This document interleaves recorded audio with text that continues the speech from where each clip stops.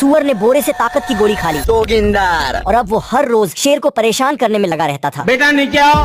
लेकिन एक दिन शेर उस सुअर के घर पे ही पहुंच गया। मौसम तो ऐसा लग रहा है दिल गार्डन। वो चुपके से आगे बढ़ ही रहा था, तभी उसने सुअर को दवा खाते देख लिया। तो मेरे दोस्तों आज जो है बहुत जबरदस्त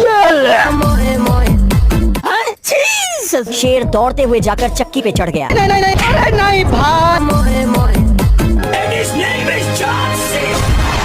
इधर वो सुअर घर को तोड़ने में लग गया, तभी एकाएक से उसके माथे पे एक सिंह लग जाता है। ए मूर्ख, अपनी छवि सुधार। सुअर एक बार तो चूक गया।